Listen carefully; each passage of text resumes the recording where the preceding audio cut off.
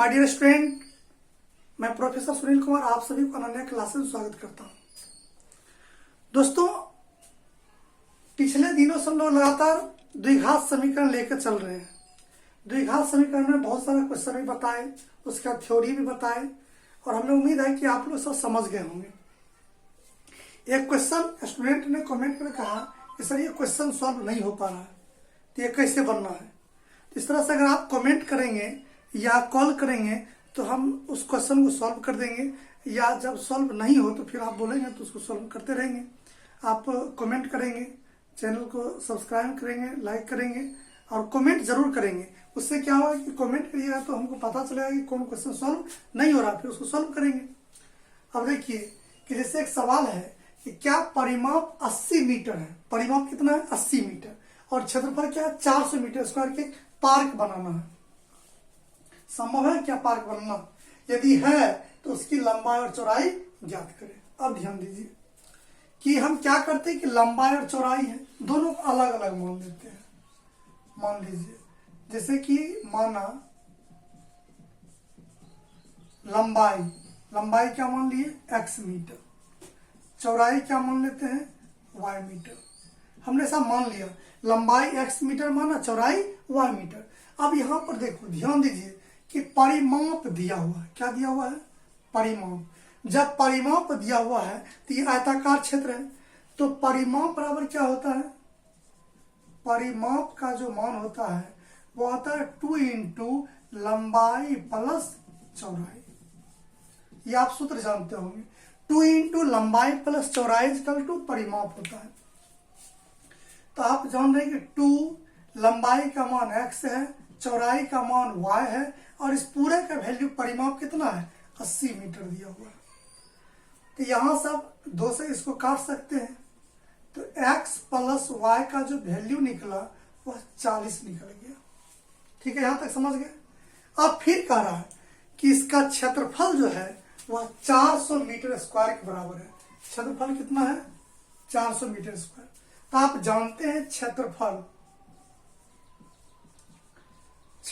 बराबर होता है लंबाई गुने चौड़ाई, यानी 400 मीटर स्क्वायर। क्षेत्रफल होता है लंबाई गुना चौड़ाई, ये 400 हो गया। तो लंबाई आपने क्या माना है? x। चौड़ाई क्या माना है? y equal to 400। अब ध्यान देंगे कि हमको x इंटू वाई का मान 400 निकला है। ये तो आप समझ गए कि x इंटू वाई का मान 400 है। इसको समीकरण 2 मान लेते हैं, इसको समीकरण 1 मान लिया था। अब क्या है कि हमें समीकरण बनाने के, द्विघात समीकरण बनाने के लिए अगर इस समीकरण से x प्लस वाई बराबर 40 दिया हुआ है, यहां से हम y का मान निकाल सकते हैं।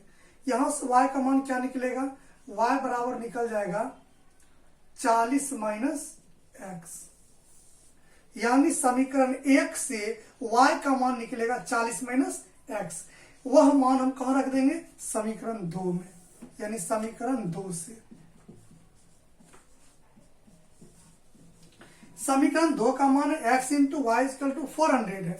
x लिखेंगे, y का वैल्यू क्या है? 40 माइनस x इक्वल टू 400 हो गया। ठीक है, अब ध्यान देंगे, इसको अगर मल्टीप्लाई करेंगे तो हो गया 40x minus x square equal to 400। इस सब को उठाकर उधर रख देंगे तो उधर एक्स स्क्वायर प्लस में चला जाएगा, एक्स माइनस में चला जाएगा और उधर से पहले ही 400 प्लस में है इक्वल टू 0। अब मेरा द्विघात समीकरण बन के तैयार है। ठीक है, अब द्विघात समीकरण जब निकल गया तो आप क्या करेंगे? एबीसी का मान पता है, डी निकालेंगे, एक्स निकालेंगे। तो बोलिए, डी बराबर डायरेक्ट हम निकालते हैं।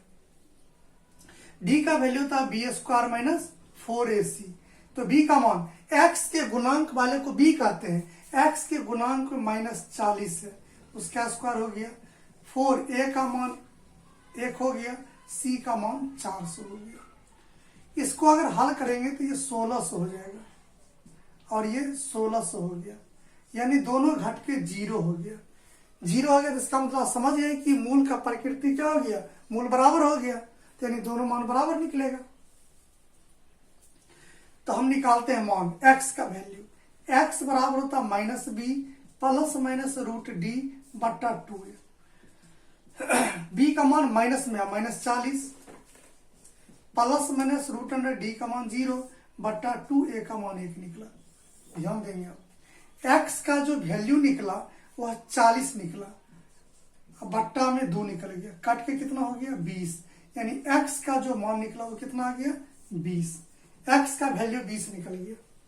हमको वाई भी चाहिए, एक्स तो लंबाई निकला, अब चौड़ाई निकालना है। तो किसी भी समीकरण में एक्स का मान रख दो, जैसे समीकरण 1 से, समीकरण 1 से एक्स प्लस वाई बराबर होता है 40, एक्स का मान है 20 प्लस वाई बराबर 40, तो वाई का भी मान क्या निकलेगा 20 निकल गया। तो यानी वाई भी 20 और एक्स भी 20, यानी लंबाई भी 20 चौड़ाई भी 20 हो गया। इसका मतलब ये क्षेत्र क्या वर्गाकार है, समझ गए ना। यानी यह जो पार्क बनेगा वह वर्ग के आकार का होगा, यानी लंबाई चौड़ाई दोनों कितना हो गया 20, क्योंकि अगर गुना करेंगे वर्ग का क्षेत्रफल भुजा स्क्वायर यानी 20 गुना 20 400 हो जाएगा। परिमाप निकालेंगे तो सभी भुजा का योग 2 इंटू लंबाई प्लस चौड़ाई, तो 20 गुना 40, 40 गुना 80। अगर आप चेक भी करेंगे तो चेक हो जाएगा। इसीलिए लंबाई बराबर चौड़ाई बराबर कितना 20 मीटर, यही आंसर है। अब समझ लीजिए, एक बार फिर से ध्यान देंगे, बहुत ही आसान है ये। क्या परिमाप 80 मीटर क्षेत्रफल 400 मीटर स्क्वायर के पार्क बनना संभव है? ये संभव है, और इसकी लंबाई चौड़ाई निकालना है। तब देख लिए कि लंबाई हमने एक्स माना, चौड़ाई वाई माना। जब दोनों मान लिए तो परिमाप हो गया 2 इंटू लंबाई प्लस चौड़ाई, तो इसे मान रख के हमने पहला समीकरण बनाया, एक्स प्लस वाई का मान 40 हो गया। दूसरा क्षेत्रफल हमने बनाया कि लंबाई गुना चौड़ाई बड़ा क्षेत्रफल होता है, तो क्षेत्रफल बराबर 400 है, तो लंबाई गुना लंबाई एक्स है चौड़ाई वाई 400, तो एक्स वाई बराबर 400 हो गया। तो समीकरण 1 में हमने y का मान निकाल लिए, तो 40 में से x हो गया। उस मान को समीकरण 2 में रख दिए, समीकरण 2 से हल करने के बाद द्विघात समीकरण हो गया। द्विघात समीकरण जब हो गया तो हमको a b c का मान पता है, तो डायरेक्ट d निकाल लिए। d का मान 0 निकला। जब d का मान 0 निकला तो यही हम समझ गए कि दोनों मान क्या निकलेगा, बराबर निकलेगा, क्योंकि जब d का मान 0 तो प्रकृति बराबर हो जाएगा, मूल बराबर हो जाएंगे, अल्फा बीटा का मान बराबर हो जाएगा, यानी एक्स वाई का मान बराबर हो जाएगा, यानी दोनों भुजा बराबर हो जाएगा। तो x का मान निकाल लिया, x का वैल्यू 20 निकला, तो x का मान 20 निकला। किसी भी समीकरण में x का मान रख देंगे, y का मान निकल गया, तो y का मान जब निकल गया तो दोनों बराबर हो गया, यानी लंबाई चौड़ाई दोनों बराबर हो गया। इस क्वेश्चन का आप नोट कर लेंगे, बहुत ही इंपॉर्टेंट सवाल भी है, और ये आपको एग्जाम आ भी सकता है, इसलिए इसको ध्यान से आप पढ़ जाएंगे।